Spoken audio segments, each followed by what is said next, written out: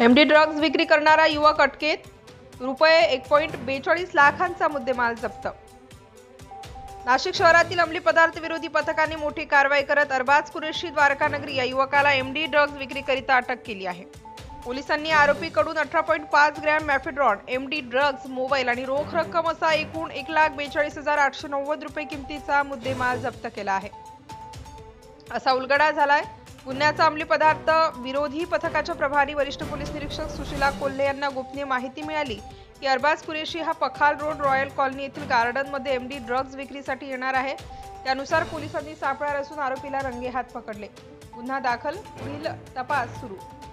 आरोपी विरोधात मुंबई नाका पोलीस ठाण्यात एनडीपीएस कायद्याअंतर्गत कलम 8 क 22 ब 29 अन्वये गुन्हा दाखल करण्यात आला असून पुढील तपास मुंबई नाका पोलीस ठाण्याचे अधिकारी करीत आहेत। वरिष्ठ अधिकाऱ्यांचे मार्गदर्शनात ही कारवाई पोलीस आयुक्त संदीप कर्णिक, पोलीस उपायुक्त प्रशांत बच्छाव, सहाय्यक पोलीस आयुक्त संदीप मिटके यांच्या मार्गदर्शनाखाली करण्यात आली।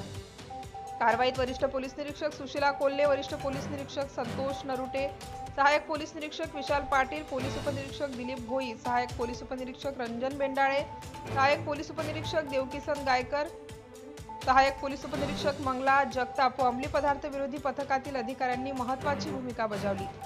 नाशिक शहरात अंमली पदार्थ विरोधी मोहीम तीव्र करण्यात येत असून पोलिसांनी नागरिकांना अशा अवैध धंद्यांविषयी माहिती मिळाल्यास तात्काळ कळवण्याचे आवाहन केले आहे। Subscribe now and press the bell icon. Never miss an update.